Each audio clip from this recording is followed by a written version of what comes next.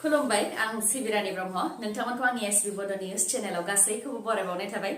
नोंथांमोननि थाखाय आं गोदान मोनसे भिडिअ लानानै फैबावबाय अन्नानै भिडिअखौ जोबजासिम नायलांदो गोदान बोसोरनि समावनो जापानाव गिख्रंथाव बांग्रिं 7.6 मेगनिट्युडनि गोख्रों बांग्रिं मावदों जापानाव जायजों न' बां लामा बायग्रबदों आरो मोब्लिब गैयै थासारि जादों 7.6 मेगनिट्युडनि गोख्रोङै बांग्रिं मावनायनि अनगायैबो गले गले बांग्रिं मावबाय थादों गासै खेब 22 बांग्रिं मावदों जायनि जाहोनाव न'आव उन्दुनो हायाखै सुबुंफोरा बांग्रिं मावनायनि उनाव आर्मि आरो गुबुन गुबुन रैखाथि हान्जाया रैखा खालामनायनि हाबाखौ मावदों आरो गंसे बिल्डिं बायग्रबनायनिफ्राय 7 सुबुंनि गोथै देहा मोननाय जादों होननानै रिपर्टआव मोनदों नाथाय थैनायनि सुबुं अनजिमाया बेनिफ्राय आरो गोबां जाबावनो हागौ मानोना दासिमबो रैखा खालामनायनि हाबाया जागासिनो दं होननानैबो रिपर्टआव मोननाय जादों गिख्रंथाव बांग्रिं मावनायनि उनाव सुनामि फैनायनिबो सांग्रांथि होदों मानोना बांग्रिं मावखांनायनि उनाव लैथो साखाथिनि ओनसोलाव लैथोनि दोहौआ 1.5 मिटारसिमहालागै जादों जेराव 5 मिटारसिमबो दोहौ फैनो हागौ होननानै सांग्रांथि होदों आरो गासै 97,000 सुबुंफोरखौ लैथो जिंनिफ्राय रैखाथिनि थाखाय गोजौ फारसे दैथायहरनायनि खामानिखौ मावदों जापाननि माखासे ओनसोल जेरै इशिकावा निगाता टयामी बेफोरबायदि ओनसोलावनो बांग्रिंनि बांसिन गोहोम गोग्लैदों फोरमायथिनो गोनांदि जापानाव गिख्रंथाव बांग्रिं मावनाया गोदान खोथा नङा जापानाव बेबायदिनो गोबां खेब गिख्रंथाव बांग्रिंफोर मावबाय थायो थांनाय 2011 मायथाइयावबो 9 मेगनिट्युडनि बांग्रिं मावदोंमोन जायजों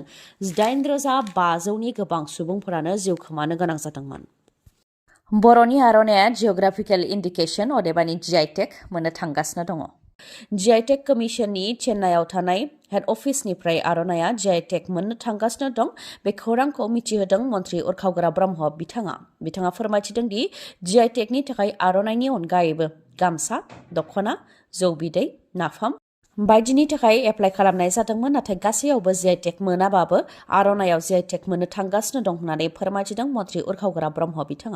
बिथाङा फोरमायथिदों दि GI टेगनिफ्राय फैनानै नायबिजिरफैनायाव आर'नाइयाव GI टेग मोननो थाखाय जि गोनां बेखौ फुलफिल खालामदों होननानै फोरमायथिलांदों होननानैबो मिथिहोदों लोगोसे फोरमायथिबावदों दि आर'नाइयाव GI टेग नाङोबा अदेबानि आर'नाइया GI टेग मोनोबा बेखौ जोंनि ओनसोलावल' दिहुननो हागोन बाहेरायाव बेखौ दिहुनोबा आयेन बायदियै बेनि सायाव राहा लानो हागोन क'क्राझाराव फिन गोथै देहा बोखांदों गेरेमसा नार्जारिनि गोथै देहा मोननायनि साननै उनावनो फिन क'क्राझाराव आरोबाव गोथै देहा मोनदों मानसि बुथारनाय गावथारनाय सुथारनाय बायदिया थाद'नायनि मुं लायाखै क'क्राझार जिल्लायाव जाय क'क्राझारखौ गोजोननि नोगोर होननानै दानि सोरखारा बुंदोंमोन बे गोजोननि नोगोर क'क्राझारावनो सोरांबानो सुबुंनि गोथै देहा बोखांनो हादों बे खेबा क'क्राझार बिसमुरि आउटपस्टनि साखाथियाव थानाय 31 नं माहारियारि राजा लामायाव सुबुंनि गोथै देहा मोनदों थैनाय सुबुङा सोर बेखौ दासिमबो मिथिनो मोननाय जायाखै थांनाय 30 डिसेम्बरावसो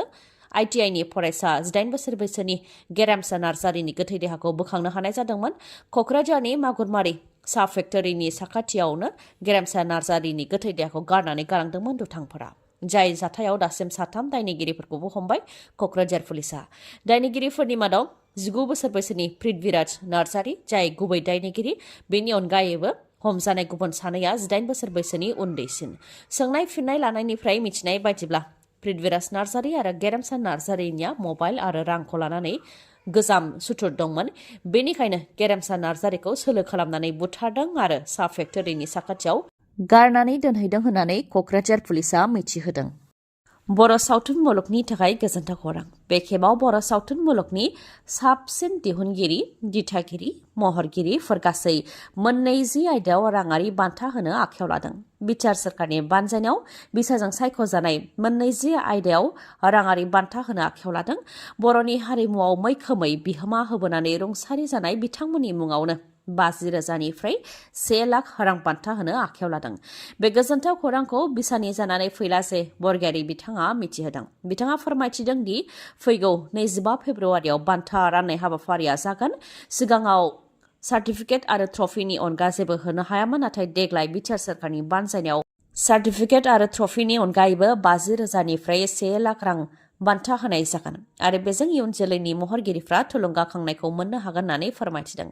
20 आयदाफोर जेरै साबसिन बर' सावथुननि थाखाय टिकेन्द्रजित नार्जारी बान्था जायनि गेजेरजों 1 लाख रां बान्था होनाय जागोन। साबसिन दिथागिरिनो खनिन बड'सा एवार्डनि गेजेरजों 1 लाख रां बान्था होनाय जागोन। साबसिन फावखुंगुरनो दिलीप बसुमतारी एवार्डनि गेजेरजों 1 लाख बान्था। साबसिन फावखुंग्रिनो शान्ति बसुमतारी एवार्डनि गेजेरजों 1 लाख बान्था। साबसिन फेस्ला फावगिरिनो राम सिंगेला एवार्डनि गेजेरजों 50,000 रां। बेबायदिनो साबसिन गाज्रि बा भिलियन फावगिरिनो बिशाल बसुमतारी एवार्डनि गेजेरजों 50,000 रां होनाय जागोन। बेबायदिनो गासै 20 आयदायाव बान्था होनाय जागोन। गुवाहाटी नोगोरनि थागिबिफोरनि थाखाय गोजोनथाव खौरां। स्मार्ट सिटी पलिसिखौ नोजोर होनानै गुवाहाटीआव 200 इलेक्ट्रिक बास सार्भिस बेखेवदों। गुवाहाटीनि रुपनगराव खुंनाय मोनसे हाबाफारिनि गेजेरजों आसामनि गिबि मन्थ्रि डक्टर हेमन्त बिश्व शर्मा बिथाङा 200 इलेक्ट्रिक बास बेखेवनानै होदों, जेराव डक्टर हेमन्त बिश्व शर्मानि अनगायैबो मन्थ्रि परिमल शुक्लाबैद्य, मन्थ्रि अशोक सिंहाल आरो गोबां बिबानगिरिफ्रानो बाहागो लादों। 200 इलेक्ट्रिक भेहिकल बासनि मादाव 200 हाई रेन्ज आरो 200 ल' रेन्ज होननानै मिथिहोदों। गुवाहाटी आरो गुवाहाटीनि खाथि खाला ओनसोल जेरै चन्द्रपुर, धरापुर, मिर्जा, एम्स, सुवालकुसि, बायहाथा, जागिरद बायदिफोरनि थाखायनो बे एसि इलेक्ट्रिक बासखौ बेखेवनानै होनाय जादों होननानै फोरमायथिदों आरो रैखाथिनि थाखाय बासनि सिङाव CCTVजों लोगोसे GPS ट्रेकिंबो थागोन होननानै मिथिहोदों। लोगोसेनो टिकेटनि बेसेना गिबियाव 10 रांनिफ्रायनो जागायजेनगोन। गुवाहाटीआव लासै लासै डिजेल बासखौ बन्द खालामनायनि थांखिजोंनो बे 200 इलेक्ट्रिक बास सार्भिसखौ बेखेवनानै होदों आरो जेब्ला गुवाहाटीआव 500 इलेक्ट्रिक बास जागोन अब्ला गुवाहाटीआव गासैबो डिजेल बासफोरखौ बन्द खालामगोन होननानैबो मिथिहोदों। 2025 मायथाइनि गेजेरावनो गुवाहाटी पाब्लिक ट्रेन्सपर्टखौबो गासैबो इलेक्ट्रिक सार्भिस खालामगोन होननानै मिथिहोदों आसाम सोरखारनिफ्राय। आरो अट' आरो गुबुन गुबुन गारि जायफोर डिजेलनि गेजेरजों सोलियो बिसोरखौबो इलेक्ट्रिक भेहिकल पलिसिनि गेजेरजों इलेक्ट्रिक भेहिकल खालामनो थाखाय राङारि अनसुंथाइ होनाय जागोन होननानैबो फोरमायथिदों आसाम सोरखारनिफ्राय।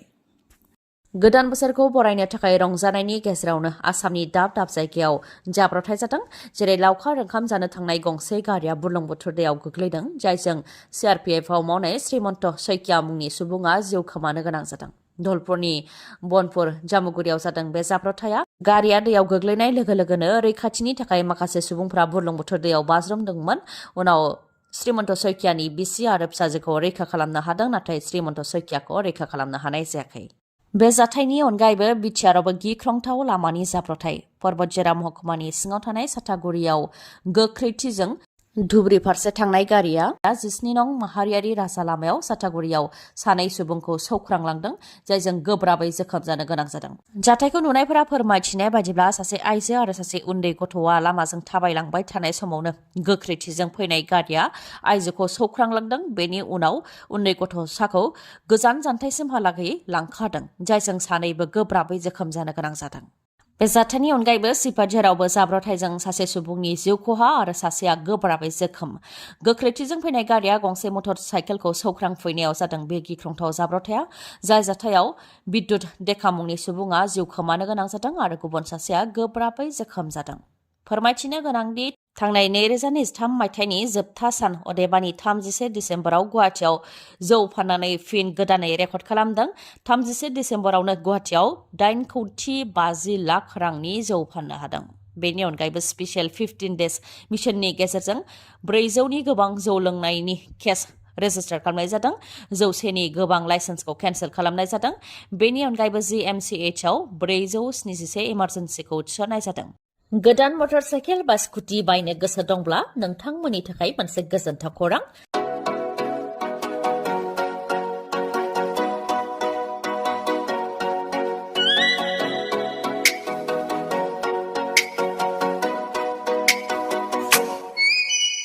मानिकपुर पुलिस थानानि साखाथियाव थानाय मानास अट' हन्डा श'रुमा फिन नोंथांमोननि थाखाय गोजोनथाव खौरां लानानै फैदों।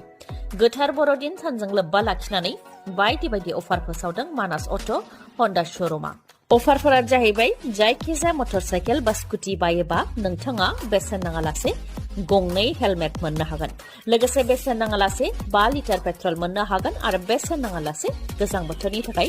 कम्बलबो मोननो हागोन बेनि अनगायैबो नोंथाङा मोननो हागोन 1000 केशबेक अदेबानि नोंथाङा 1000 रांबो मोनफिननो हागोन अब्ला नोंथाङा गोनो गोथो जानांगौनि जेबो गोनांथि गैया थाबैनो नोंथाङा मानिकपुर पुलिस थानानि साखाथियाव थानाय मानास अट' हन्डा श'रुमनिफ्राय गोदान मटरसाइकेल बा स्कुटिखौ लायनो हागोन आरो नोंथांमोननो बेखौबो मिथिहोबावोदि